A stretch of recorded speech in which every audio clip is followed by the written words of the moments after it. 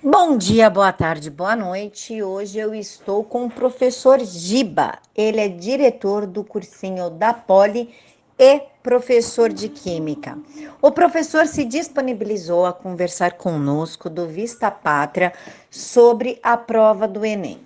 Professor, por gentileza, o senhor pode dar uma visão panorâmica sobre a prova? Eu vou fazer um breve comentário sobre o primeiro dia de prova do Enem 2019. Vou começar pela redação. O tema da redação foi democratização do acesso ao cinema no Brasil. Não foi um tema difícil, desde que o candidato lesse com calma a proposta e olhasse com muita atenção os 4 textos motivadores, principalmente o texto 4.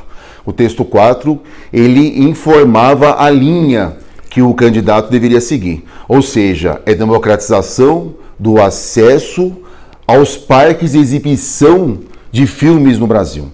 Então, não foi um tema difícil, desde que o candidato se prendesse à proposta baseado nos temas motivadores. Por exemplo, o tema não foi democratização do acesso à produção de audiovisual no Brasil, e sim a democratização do acesso às salas de cinema. Com muita atenção, se o candidato, de forma tranquila, lê os textos motivadores e a proposta, ele foi bem e ele não fugiu do tema. Em relação à prova das áreas, a prova de linguagens foi uma prova mais tranquila que o ano passado. 90% da prova, os itens eram resolvidos por interpretação de textos, os temas recorrentes caíram, variações linguísticas, gêneros textuais, e o que chamou a atenção, e para a gente foi uma discrepância em relação às provas anteriores, foi exatamente em ciências humanas. Primeiro, em relação à proporção dos componentes curriculares. O que mais caiu foi geografia, com 18 questões, depois de geografia, filosofia e sociologia com 15, e por último, história com 12 questões. História, principalmente história do Brasil, teve uma recorrência muito menor do que anos anteriores. Temas recorrentes, como Era Vargas, o período da ditadura militar no Brasil, esse ano não caiu na prova. Então, a grande diferença em relação às versões anteriores foi a diminuição de questões que versavam propriamente sobre a história do Brasil. No geral, foi uma prova muito bem feita, que se respeitou os estilos e a matriz de referência do Enem, portanto é uma prova que é possível comparar com anos anteriores. A proposta de redação também foi bem feita, com textos motivadores muito claros e com propostas e com o tema da proposta de redação muito clara, e o que a gente espera depois dessa maratona que terminamos agora de comentários em relação ao primeiro dia, na comparação com outros anos, é que o candidato deve ter sentido mais facilidade, porque foram itens e questões mais diretas, com enunciados curtos e com alternativas também mais curtas. Ou seja, a expectativa que nós temos é que, em relação ao ano passado, que a prova foi mais fácil. Professor, o senhor sentiu algum conteúdo ideológico na prova ou ela se manteve neutra?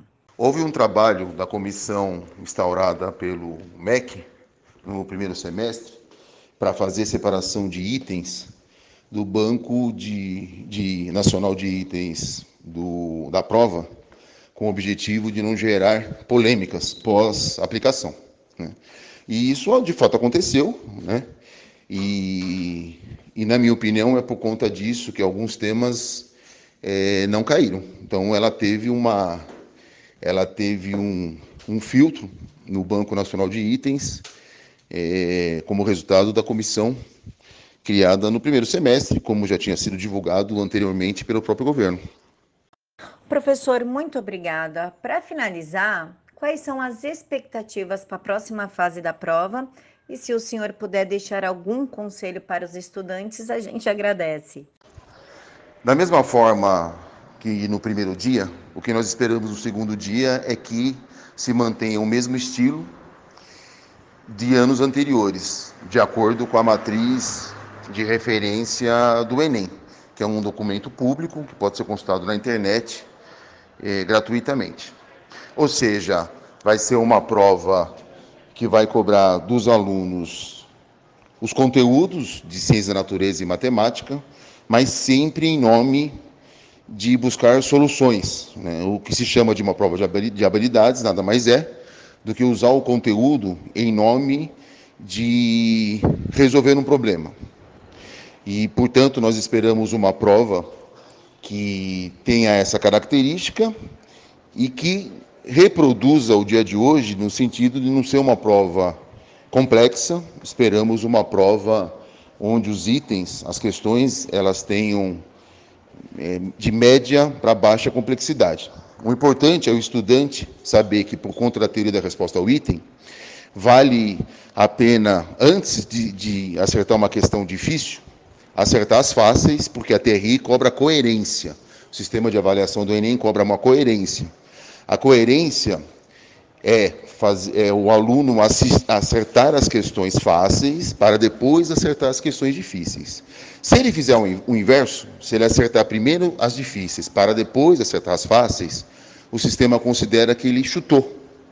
Portanto, vale a pena, é uma dica importante, vale a pena buscar na prova e fazer primeiro as questões fáceis. Depois de garantir as fáceis, e elas estão presentes em todas as áreas, aí sim o candidato se debruça nas questões mais difíceis.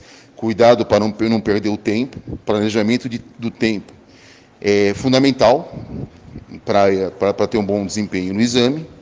A prova do dia 10 será uma prova de 5 horas e, portanto, o candidato ele não pode gastar mais que 3 minutos resolvendo um item. Então, a gente recomenda sempre umas 3 leituras.